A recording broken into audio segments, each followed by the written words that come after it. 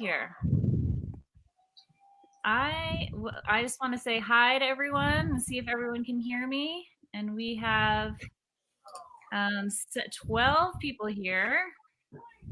And we've got a chat open here, guys. Let's see here. I'm going to put the chat on. Hi, Mylene. All right. We got some people here. I would like you guys who are here watching with us in the webinar, if you could hop in and put a hello or a introduction or something in the chat so that we can see you. And those of you on Facebook, I am going to try to make sure I can multitask, see who's here. There we are. All right. First of all, there we go. We've got hi. All right. Oh, and we've got Valerie and Shara and Heather. We've got some familiar faces here, guys. So I'm Heather Hammerstead. I'm a physician. I have a specialized board certification in lifestyle medicine. I have 15 years of clinical experience and 16 years of health coaching experience. And at this point, like thousands of hours of deep diving into food and weight and mindset to really put together some transformational blueprints to get people to long-term health. And as I say, without product or bullshit. So here we are.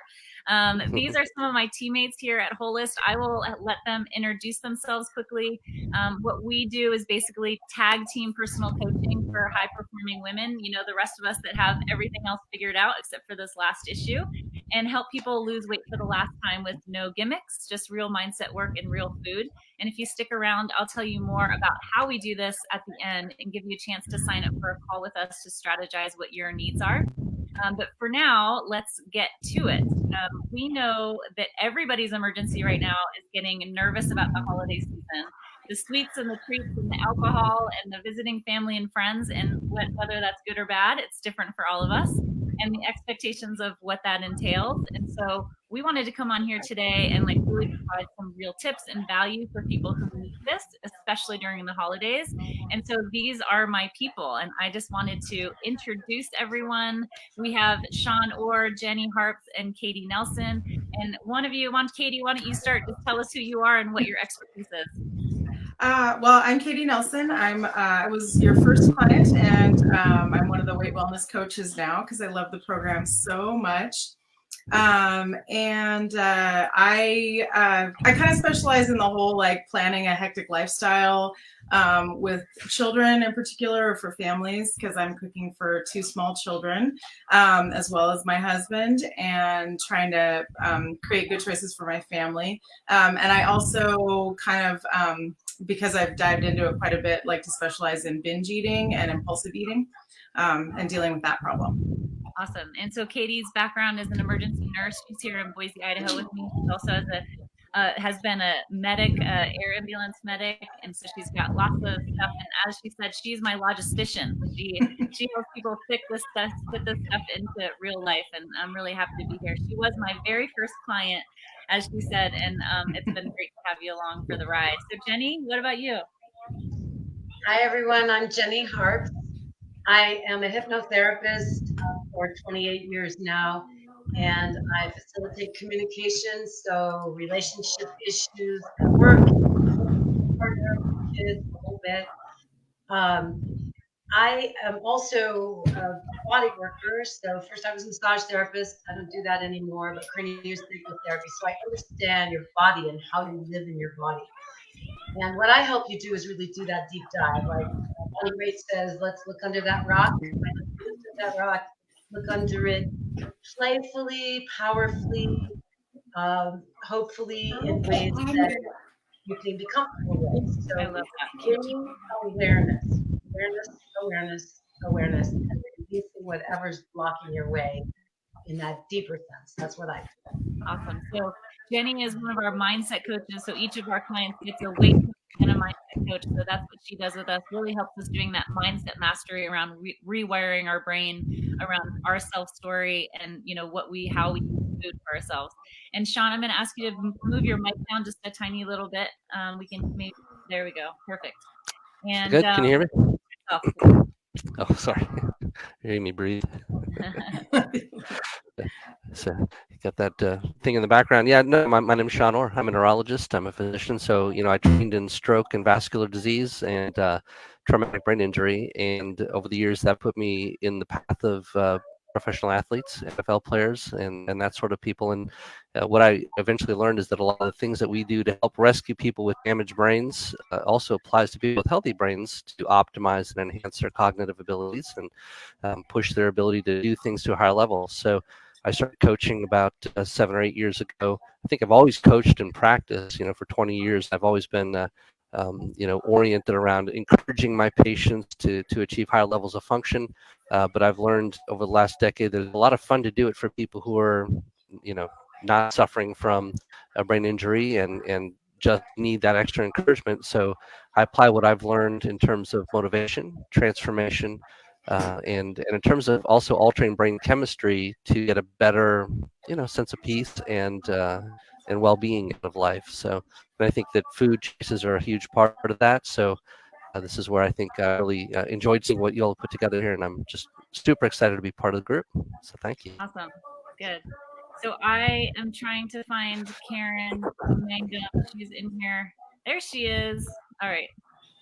I'm trying to make Karen a presenter. She managed to get in here as a participant somehow.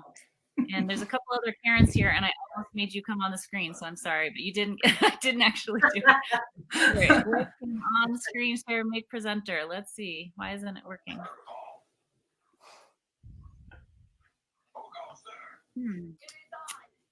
Karen, if you can hear me, if you could try to log off and log back on, maybe, because it's not letting me make you. Unless you're on your phone. Are you on your phone? If you're not, if you're on your phone, you need to be on a computer. That might be the issue. Okay, so let's talk a little bit the holidays. Let's talk a little bit first, I guess, about what our personal holiday struggles are, because we're all people, and we're here because we love to help other people, but a lot of it is because we've come through our own struggles and figured things out for ourselves. And so for me, I think I'm not so much of a sweet person, but I'm like a crunchy, salty, savory kind of person. And there's plenty of that around during the holidays too. And for instance, we just made this huge pot of Swedish meatballs for my kids' like Christmas party tomorrow at his kindergarten. And that's the kind of thing that like I just can't get that extra savory food. And it seems to be around all the time, right? And the other thing that's around all the time is alcohol, right? And so there's like so many opportunities to have champagne or cocktails or a beer in the middle of the day. And, that all, adds up, and it also changes our ability to make good choices. Maybe more importantly, changes our ability to make good choices in the moment. So those are kind of the things that I work through all the time. We can get to a little bit later about my personal approach on how I talk myself out of it, or how I let myself enjoy it when I do. But I was wondering maybe if one of you guys could share some personal struggles. Who wants to go? I'd be happy to. Sure, I share a lot of the same struggles. The sweet, actually sweets are the big one. My mom is an amazing baker, and she has her grandmother's cookie recipes, and every year they come out around this time, and it's just it's almost an obligation to. It's a real rough obligation to live up to eat those cookies. They're so good. Yeah. And I've had to learn over the years that well, I've had those cookies. I know what they taste like. I don't need to have 30 of them. A couple should suffice. So it's a really a matter of what is it that I'm trying to accomplish here. Yeah. And you guys we were talking about this the other day. You guys were just making all those cookies the other day. Yeah. In fact, last night I was up late with my mom last night, rolling out cookie dough and baking them. So it's like, how do you not? Yeah. So it's very tempting. Yeah. Jenny, what about you? Hey, I think the cartoons are Katy. You can mute your mic there. Oh, shoot, you can still hear them? Okay, hold on. We're multitasking various children in various houses, trying to keep them away from us in case people are wondering what's happening. There we go. Okay, so dark chocolate, and I see, is it Milena says save me from the chocolates. Save me from the chocolates. Save me from the dark, dirty chocolate. So just to expose myself, it doesn't digest well for me. I love it. I adore it. And it's never digested well for me. And which means actually that's kind of toxic for my system if it gets sticky in there, if you know what I mean.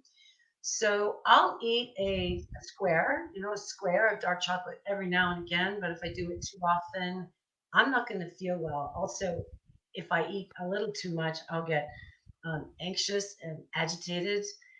So what I've learned to do over the years, once I finally figured out chocolate was a problem, was is to smell it. If my husband's eating chocolate and I'm attracted to it, I'll just say, "Bring it over here, honey," and I'll just have a really good smell of that. And most of taste is smell anyway. So I take it in that way. I look at it. I even talk to it. I tell it, "Oh God, I love you. You're so delicious. You don't make me feel good, but I love you. So bye bye." So I don't make myself push it away. I allow myself to enjoy it with my other senses. Yeah. Hope that helps you. How do you say your name? Milena, Milene. Anyway, I see that. Save me from the chocolates. I love Don't that. run away from it. Yeah. Love it, and then walk away. Yeah. That's I what I love do. that.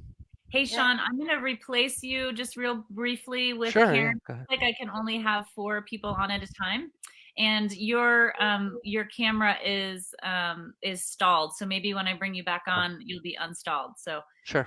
let's see. Let me make sure I choose the right Karen. Okay, here we go. We got Karen. How come there's so many Karens? All right, let's see. Maybe she disappeared. Let's see if she'll come back on. I'm only seeing 2 Karens right now. Okay.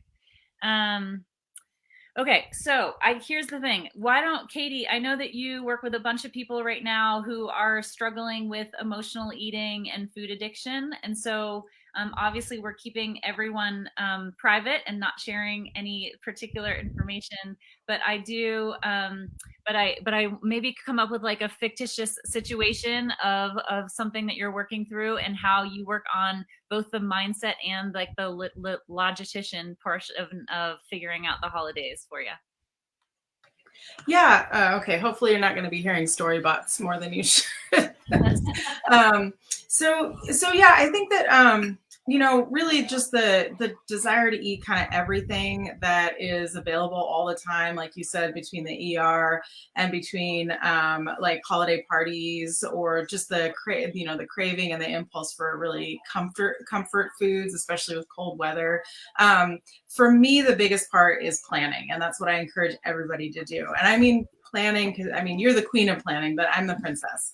So so what I do more than, I plan all of our family's meals for the whole week, but what I also do is I plan events in my head, and so I make a plan at least 24 hours in advance for, I'm going to have, my struggle is with holiday drinks, because I just, I like alcohol. I like I love bubbles, rosé all day, that kind of thing, eggnog. But what I do is I plan ahead. So if I'm going to have 3 drinks, then I'm going to have 3 drinks that night. If I, unless I want fewer while I'm doing it, or if I want 1 drink, but I stick to it, because really for mindset and for breaking the reward or impulse and reward cycle, I think it's really important to plan ahead. So it's sort of triggering way less dopamine if you're removing the urge and then indulging in that urge by having that reward. You get more dopamine as opposed to if you had planned it ahead. So that's one of the things I really try to do is like, I can't always plan what is going to be at a party, but I can plan the number of drinks I'm going to have, and I can plan, just generally like what sort of things I'll try to eat based on what's available. Yep. I'm just bringing Karen on here and helping her get her camera on. Karen, yeah, just turn, just on the top right, you'll see kind of a mic and a video. You can click on that, turn yourself on. So yeah, so you brought up the dopamine. So let me get a little geeky here. Everybody knows I love my geekiness, but so what Katy is referring to is that this emotional eating and food addiction, because it's really the same thing, that we have, especially around sugary treats, but really anything that we use as a buffer for our emotions, is really stimulating the chemical in your brain called dopamine, which helps you basically feel reward. So it's the same thing that like anyone is using, anyone who uses alcohol that way, anyone who uses gambling that way, anyone who uses sex that way, anyone who uses drugs drugs that way. It does the same thing, is that you deplete your dopamine, you feel down for whatever reason, whatever your circumstances, and you use that thing that fulfills your dopamine back up. And so sugar especially, but food in general, depending on how we're wired, brings that up. So it is a real addiction. You get that rush, you get that feeling, you get that comfort, right?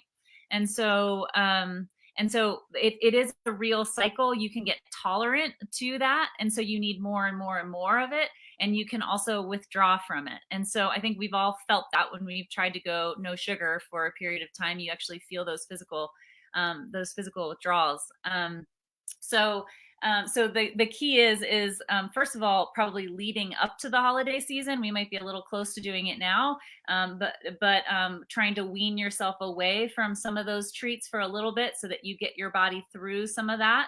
You have a little bit of a clearer mind, and you're able to make a little bit better plan.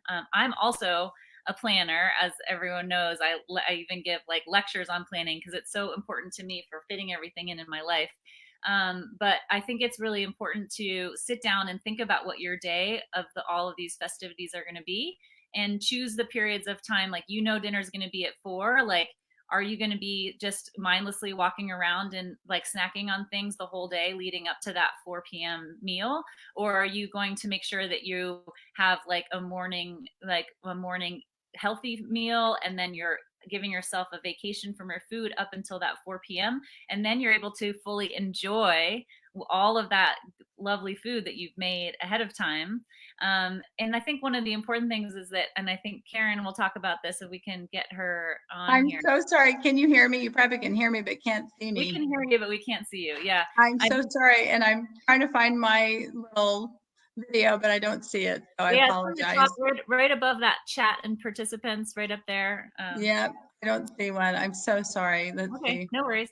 So one of the things that Karen's always talking about is physically moving yourself away from the table. So Karen, why don't you introduce yourself a little bit and talk a little bit about that? I apologize for not being here on video. I'm looking for my little camera and I don't see it, so I do apologize. So my name is Karen Mangum. I am a dietitian here in Boise, Idaho, and I feel strongly about the importance of using food for reasons that are meaningful, meaning not just non-hunger eating reasons. And holidays are a time when that often happens, where we find ourselves reaching for food that really don't have a lot of things to have to do with our hunger signals. It's okay. Obviously, we're celebrating. We are enjoying gathering together as friends and family, and that's always so fun. And we do that. I think when we find ourselves reaching for food for there's a lot of other reasons, we end up eating a lot more than we really intend to.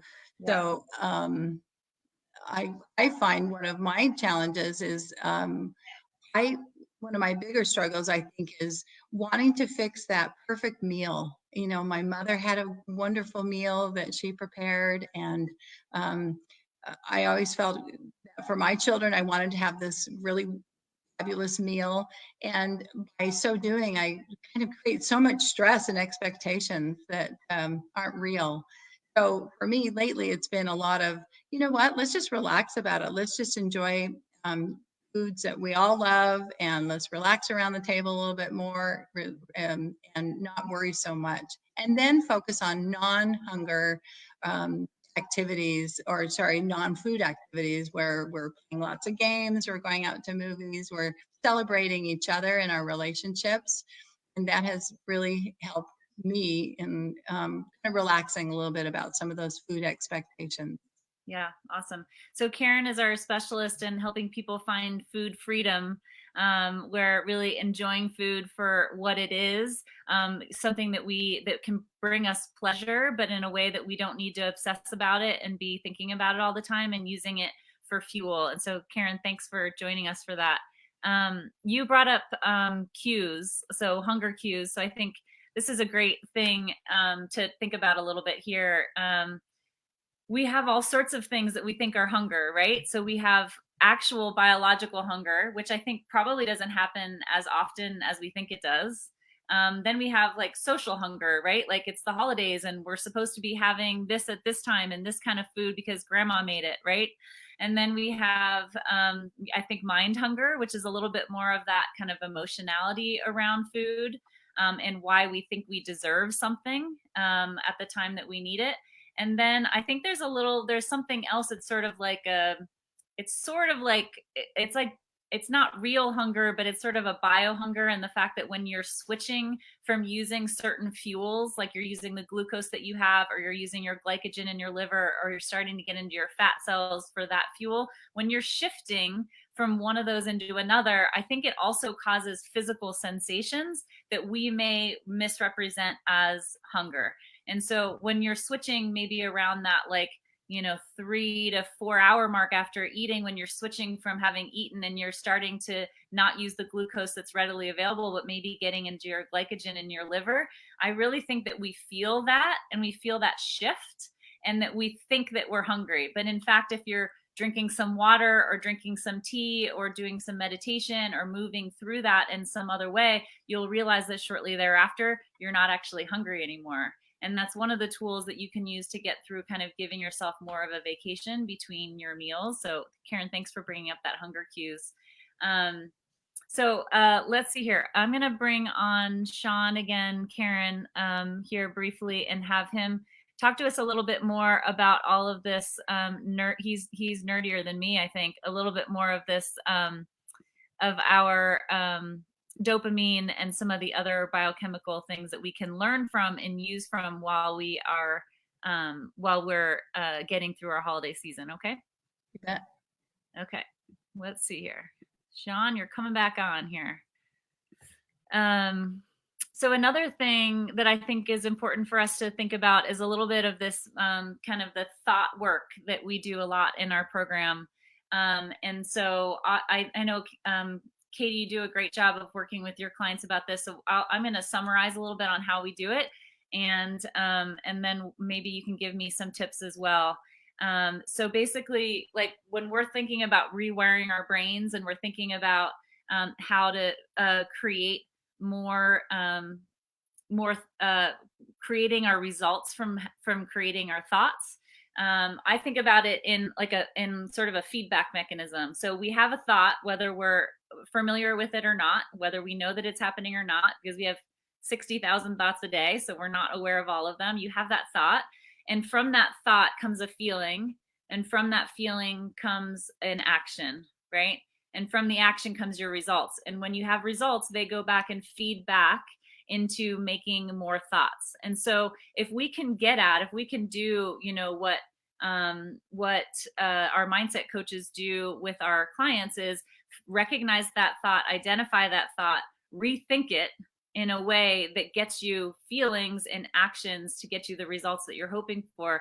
Pretty soon, those become that subconscious thought train track that are getting you to those results without you even thinking about it.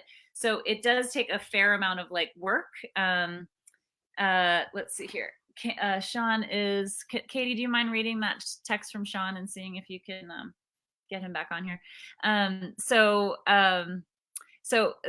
it's really that thought work. And so I'll talk about this while we're trying to figure this out. I'm so not. Hey, Heather, if you want a little journey, I have to leave in. Oh, let's do it. Yeah, let's do it. So we'll interrupt that thought on my thought work here, and we're going to have Jenny take us on a little journey. And then it looks like here we've got a couple questions. Lisa's got a question. I want all of you guys, we've got about 17 people here on the webinar and about I think about 15 or so on Facebook. So you guys have to give us some thoughts here on things that you're struggling with so that we can dig in and get you're the results that you want. So Jenny, bring us on a little bit of a journey. Okay, so just relax back in your chair or wherever you are. Close your eyes if you're comfortable closing your eyes. And all of you can do it. Heather and Katy, if Karen, if you want to join in, you don't have to. If you're not comfortable closing your eyes, just lower your gaze and kind of soften it. And take a few deep, full, easy breaths. Just breathing in and out a little more deeply and slowly than you usually do. Good. And take a moment to imagine that array of food, whether it's on Christmas or at your office. Maybe it's the dinner table at Christmas. Maybe it's a buffet table. Maybe it's just that table full of cookies and candies that your colleagues have been bringing in incessantly. Just imagine and feel yourself now standing in front of all of those choices. Perhaps some of those choices are broccoli, green, kind of healthy seeming foods. Perhaps some of those choices are more like sweet potatoes and marshmallows. Maybe some are turkey. Just feeling yourself, feeling your feet actually standing on that floor in front of that table, that buffet. And with your eyes closed and with your inner gaze, glance left and right, slowly, right and left, looking at these foods.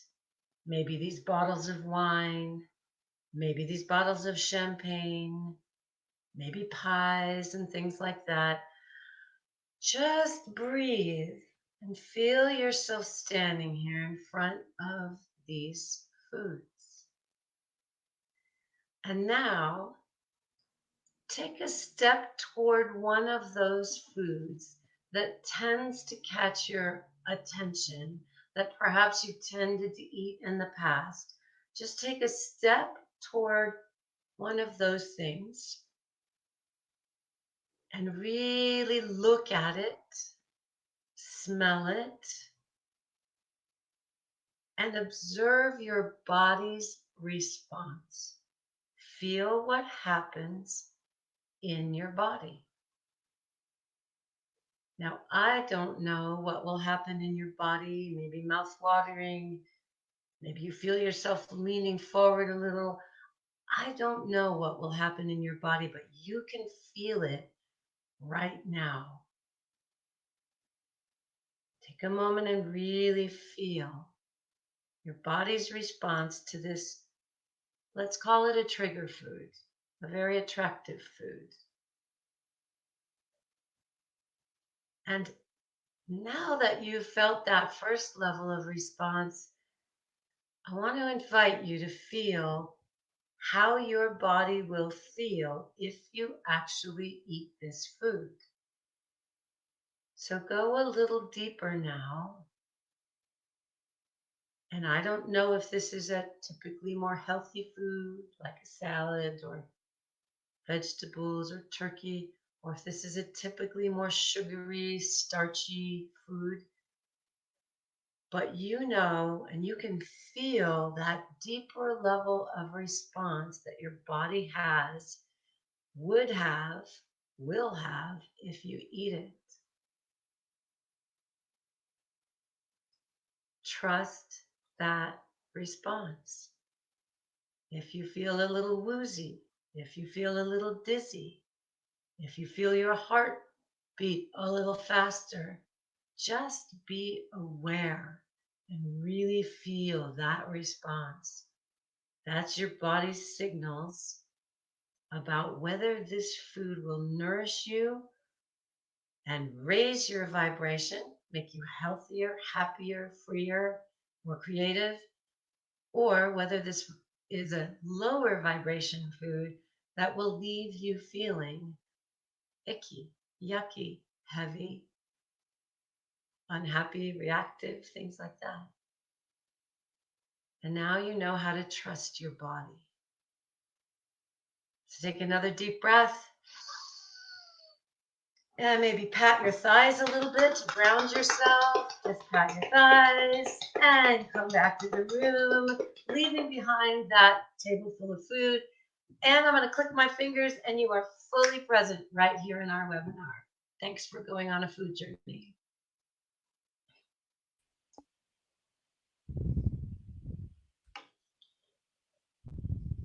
And I'm going to go ahead and go to an evening event that I already had planned. Bye, everyone. Heather, I can't hear you. I'm not sure if everybody else can. Oh, there you go. I muted myself. Thank you, Jenny, for that. I appreciate that. It was really lovely. And have a great time at your event, and we'll see you soon. Bye-bye. So let's see here. We've got some questions in here. Lisa says, how do you stay on track with your plan? It seems to go out the window after dinner. And then we have another one from Karen we'll get to here. So staying on track. So I think one of the biggest keys with staying on track is that you have to figure out really what your why is through all this. So you can't just like willy-nilly like move through the holiday season or even any season where you're trying to make sustainable lifestyle changes. You need to have a plan, but you also need to have a bigger picture of what you want at the end of all of this. It's not just a number on the scale, because obviously that number is not enough to get us to sustainably make these changes in the moment, right? And so what we often do is we sit down and we think about, you know, what's the why? Like, so there's a video on the Facebook group, the Curate Your Health Facebook group, where if you just type in why, it'll probably come up. And it's just a 2 to 3 minute video. And I just sort of bring you through, like just digging through, you know, what is it that is really motivating you? So is it being a role model for your kids? Is it having, you know, the energy and the belief in your own self capacity to be able to move through, you know, your work the way that you want to? It's getting sustained energy. It's whatever it is for you that you need. It's preventing that diabetes that your mom has, something like that. So getting those big whys in there so that you can do things like Jenny just moved us through, that you don't choose what you want in the moment based on what you're going to get out of that. I think the other thing to really keep in mind when you're trying to make these choices in the moment is not making them right at the moment. So what Katy was talking about planning is that, like, she decides ahead of time, like, I'm going to have that piece of cake on Thursday when we're together at my grandparents' house, right? Or I'm going to have those like 2 drinks and I'm going to have them right then. So she's deciding ahead of time when she's going to have it. She can delay that into the moment and then truly enjoy what she's having because she let herself and planned for it to enjoy it. Whereas if you're just like getting something at the moment and eating it, it's like, you know, you're not going to be able to know ahead of time that you gave permission to yourself for that, and you're going to feel guilty about it, and you're not going to have fitted into the rest of your plan. So I think that delay is like a really important tactic for me. I really like to just imagine in the moment exactly what it is that I feel in my body when I eat certain things. And so that's something that Jenny was alluding to there. But like, I like to think, you know, when I eat this, is this getting me to the end goal that I want, which is being fit, which is being able to chase after my kids, which is being able to work a whole night shift without drinking coffee because I know that I have that sustained energy to do it. It's preventing all the disease that's in my family, right? All those things. But it's also like, how do I feel when I eat that? Like, how does my stomach feel? How does my brain feel? Like, what's the fog that I'm feeling? Like, is that choice worth it to me? And often the answer is it's not. So Lisa, that's my answer for how I stay on track. What about you, Katy? You have any tips for her?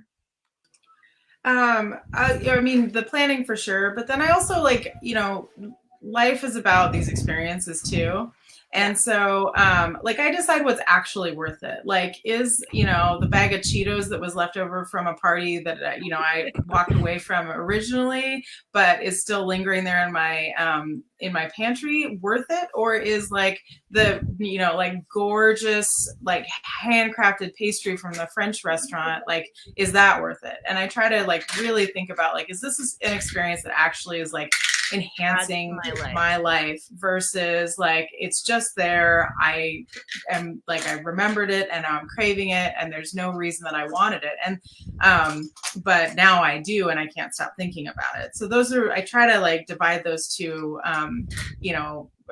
I try to separate them so that I kind of pay attention to which experience I'm facing and then make the decision from there. And usually if it's something I plan to eat, it's not going to be the bottom of a bag of Cheetos or like half of a store-bought, pie that someone brought that wasn't any good in the first place. And so, just dividing those two experiences, because I'm a foodie. I love great food and I have, foods that are really special to me or foods like the experiences that I really want to have and appreciate, but, not the garbage foods.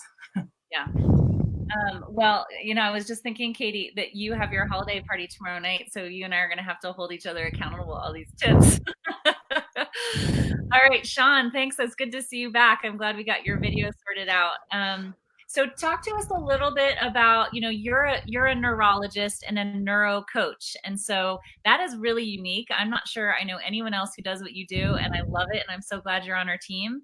Talk to us a little bit. I alluded in my understanding of, the dopamine reward system. Talk to us a little bit about kind of how you approach someone who's having these mindset issues around, sweets or the holidays or overindulging, and what tips you give. That'd be great. Thanks. Let me ask you first. Am I coming through okay? I think I've got a bandwidth issue that's cooking in the background. Okay, good. So it's a great honor to be with you, and I have to just compliment you. I think you're really ahead of the curve, Heather, in terms of understanding brain function, and that this is one of the reasons why I think I've gravitated to you, and maybe to me here too. So, why our program works is because we're not just another diet; we're working on real work. So that's the thing. I really respect the idea of doing a deep dive. That's how I've practiced.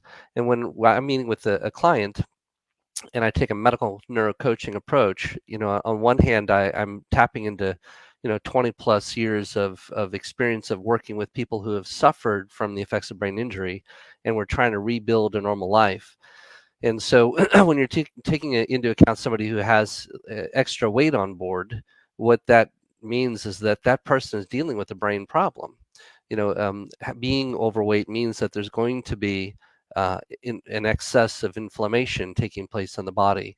And so what I like to help people understand is that, as we start to get brain function tuned up, the body is going to follow suit. So it's really kind of looking at it differently. I feel like a lot of weight loss programs put the cart before the horse, or they put it backwards. By helping somebody work on their mindset and their physiology, we get the brain working healthier. And then as that happens, the body mechanics just start to naturally come in line. And maybe I can give an example of that. During the holidays, one of the great things is that we get to spend more time with family. For some people, that's not always the greatest thing, right? And maybe it is most of the time, but maybe sometimes there are stressors that come out of that. So holiday stress is a big deal.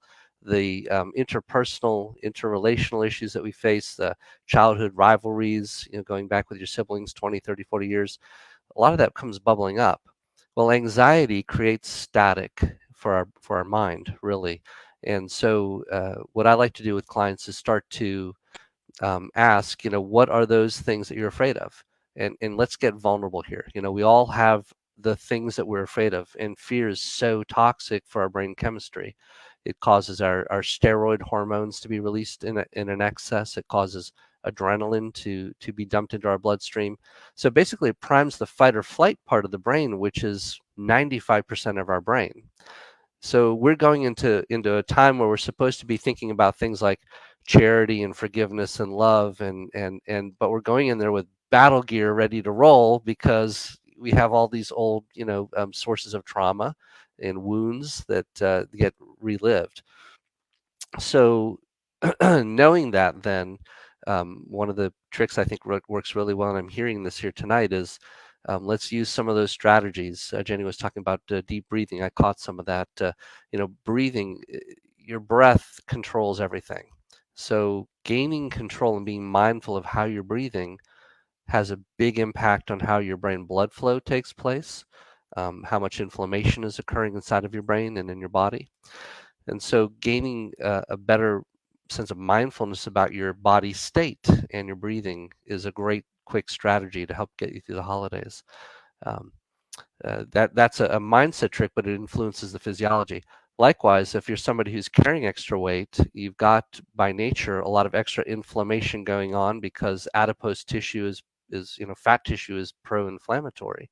So we can actually look at inflammatory markers in medical patients and gauge where they're at. But even simply something like using hypothermia, taking a cold shower in the morning to reduce inflammation, or standing outside for 5 or 10 minutes in the snow with nothing but a t-shirt. It's a great strategy to help to reduce your inflammation. It doesn't sound like a lot of fun. Maybe it'll provoke some stress for some people, but it can be a very useful strategy. Uh, so I think it's just one of those things that I like to use. But anyways, I'm kind of monopolizing the conversation here. No worries. But I was just laughing about the man who's in Florida telling us to go stand in the snow. That's right. Hey, we got down to 40 degrees last week, so I like to say, I paid my dues. Yeah, awesome. Thanks. Can you talk to us a little bit more about the kind of food reward that we're getting from buffering our emotions by eating like this? Can you get? I gave my take on it, but you want to give us a couple thoughts of how people can think about it and use that information to make choices? I would be delighted to. It's funny how the universe puts things together. I about 2 years ago made really good friends with Dr. Drew Edwards, who's probably one of the leading researchers in the world on addiction. And he's here in my own hometown. So I've got a frontline exposure to this notion of reward deficiency syndrome. Now, you're not going to find that in any textbooks. You're not going to find it in the DSM, but it really does a good job capturing the idea that when people are low in dopamine, they do things to elevate the dopamine so they feel better. Yeah. And that could be, abstractly, that could be doing charitable service, right? It could be going around town feeling forgiveness towards other people. Most of the time, people are pretty burned out and they don't have that kind of bandwidth. So what do? They drink alcohol, or they snort cocaine, or they, go to Vegas, or they overwork, or they get really angry, because anger is a good way to jack up your dopamine. Yeah. One of the best ways to lift your dopamine is to eat. I mean, it's it feels good. That sweet, that pizza, whatever it is that does it for us. And alcohol both lift up our dopamine pretty quickly. The problem with that is that every time that happens, if we have not taken the time to naturally store up an adequate amount of dopamine in our brains, we're kind of robbing Peter to pay Paul. You get that short-term hit, but then afterwards you crash, and guess what? You're worse off than you were before. And you're going to eat again. Yeah. You're going to eat again. Yeah. So you see this with screens, right? I mean, who doesn't have one of these little deals here? They're ubiquitous, and I'm surrounded by 4 of them right now. So I would be hypocritical to say I don't use screens.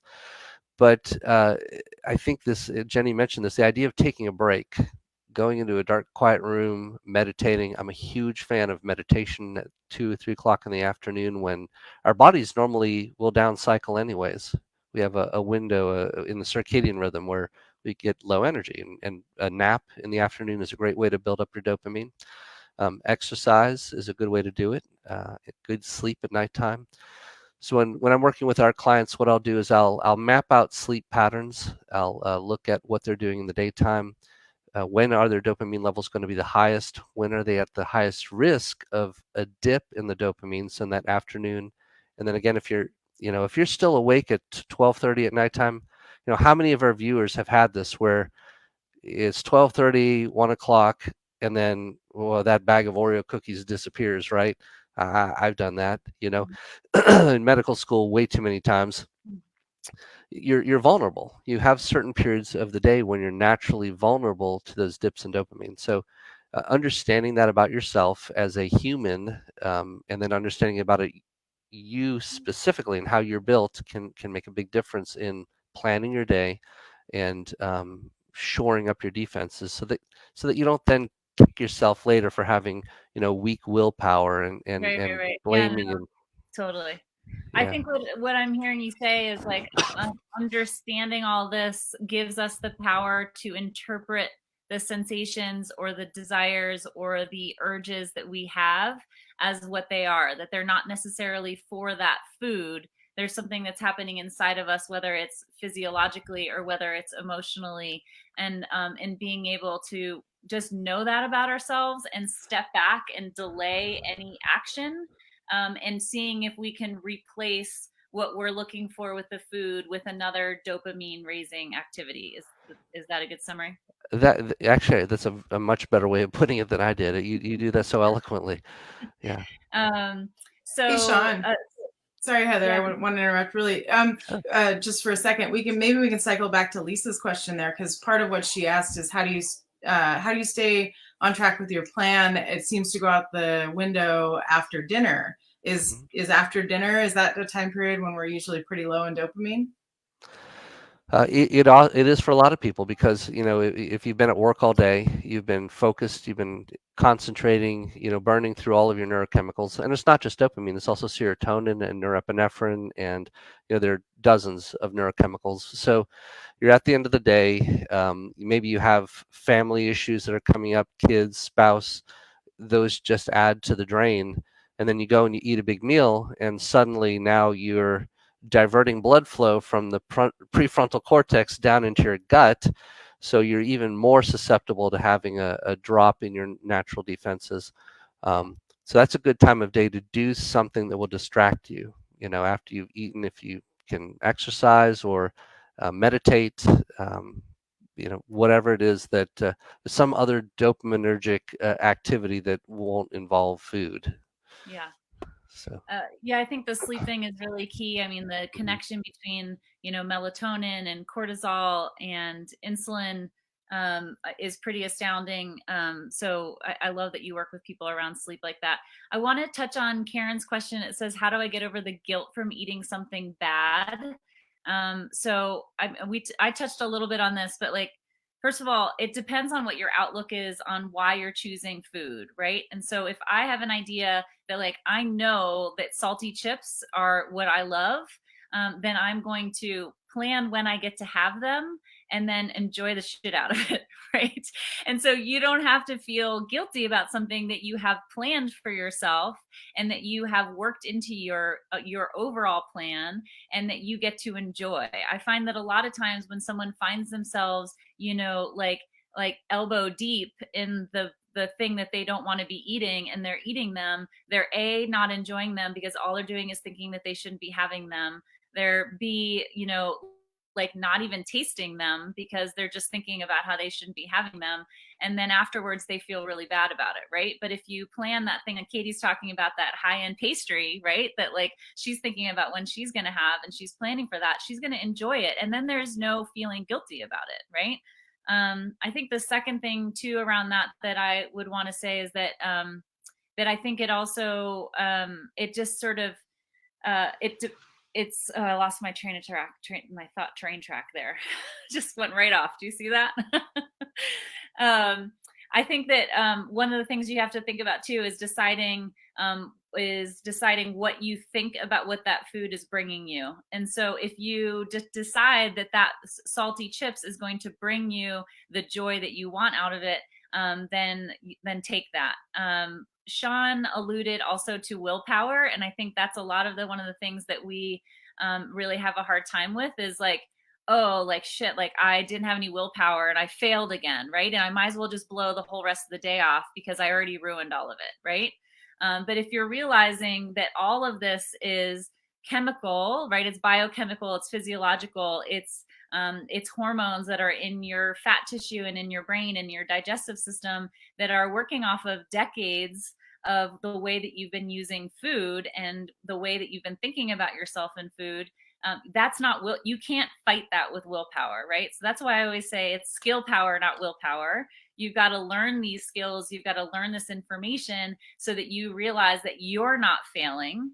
There was a failure of a skill that you did not apply, and whether you need to figure out what that skill is and get it back in there, or whether you already know it but you just didn't plan well enough to put it in there, then I think that's another way to think about that, Karen. I hope that's helpful for you.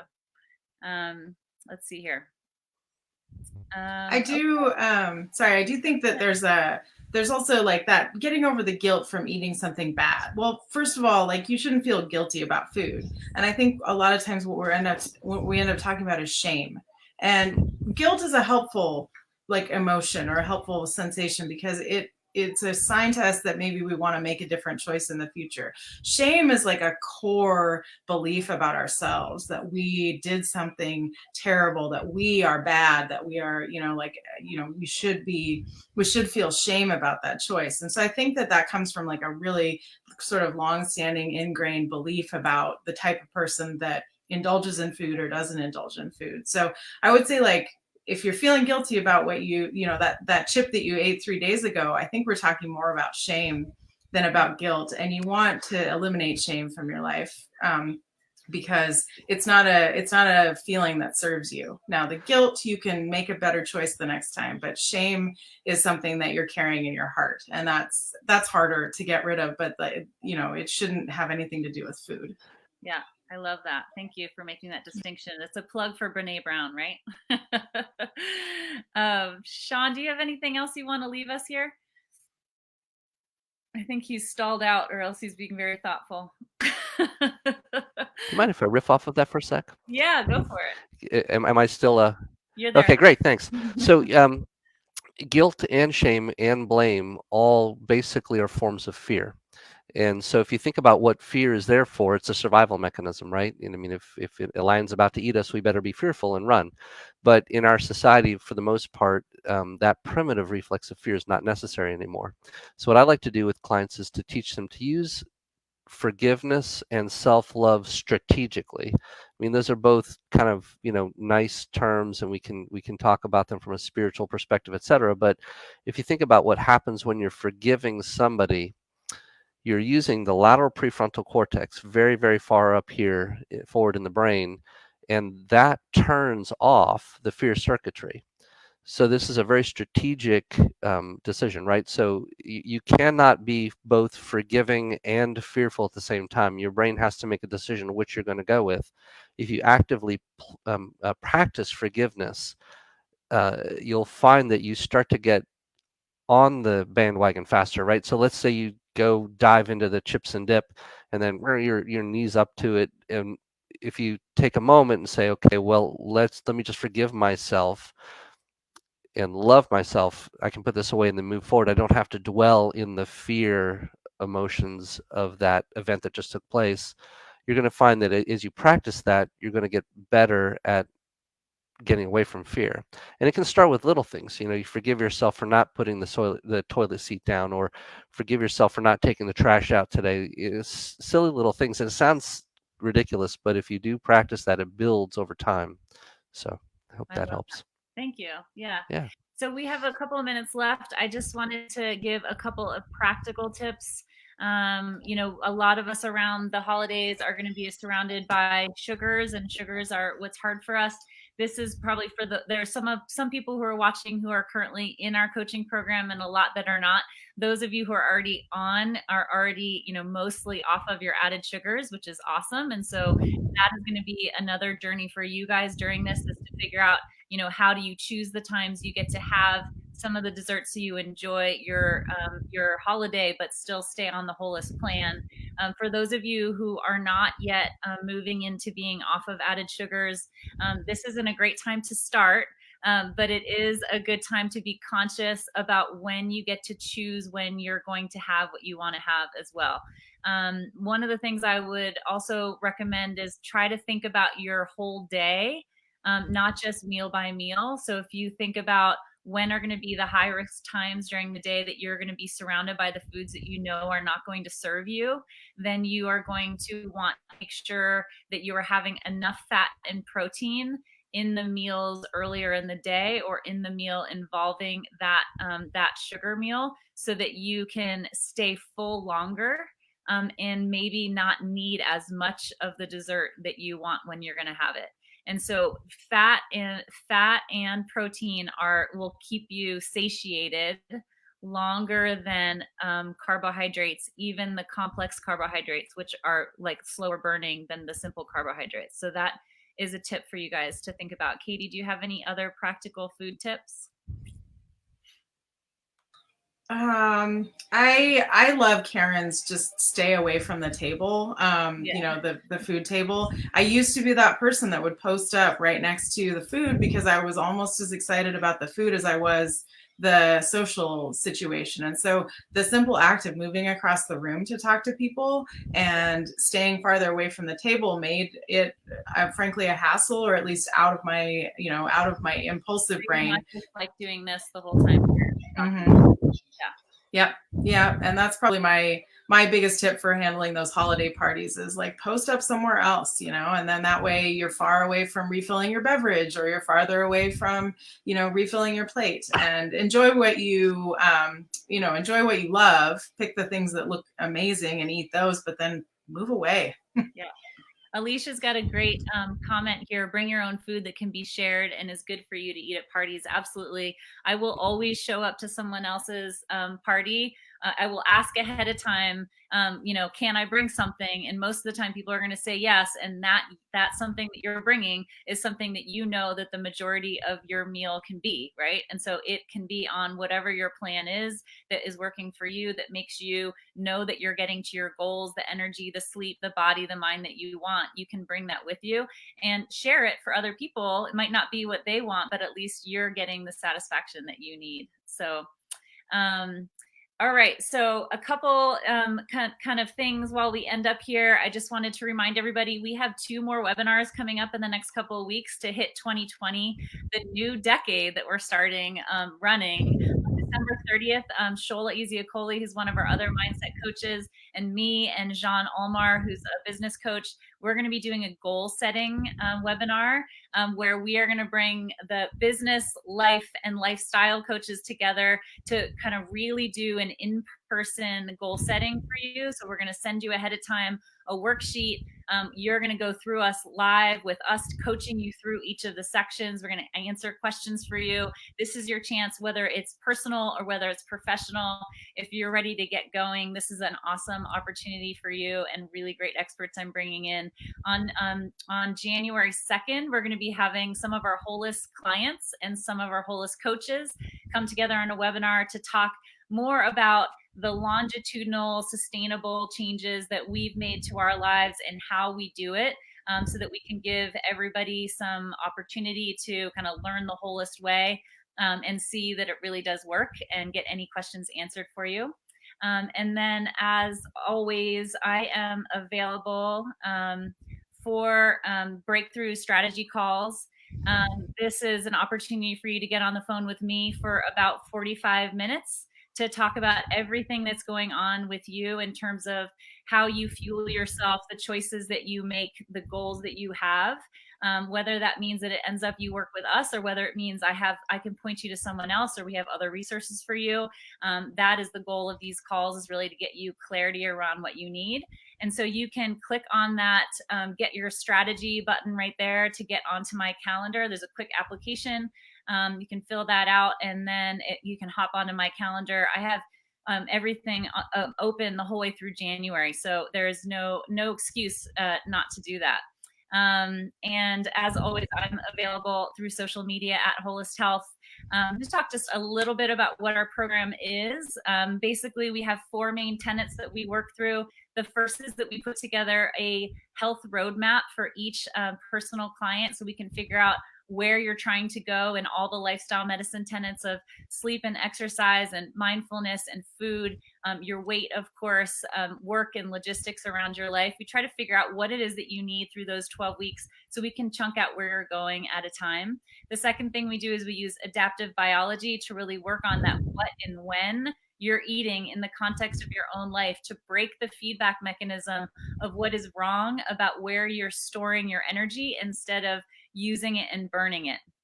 That's really getting into, again, the what and the when. That's what Katy and our other weight coaches are doing with everyone, really digging in by taking photos of your food and meeting weekly on a video call to talk about where you are and kind of experimenting with you about what's working to get to your kind of 2.0 version of yourself in terms of what your plate looks like and how you use it.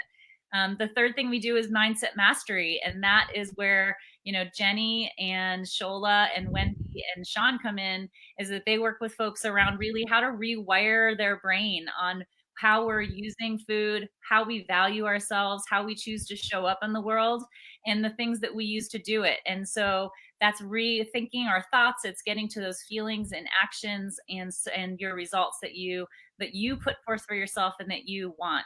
The fourth thing is that we do obviously have personal accountability. Each person gets a weight coach and a mindset coach so that we can really dig in and fix this for you for the last time. This is why this is not a weight loss program.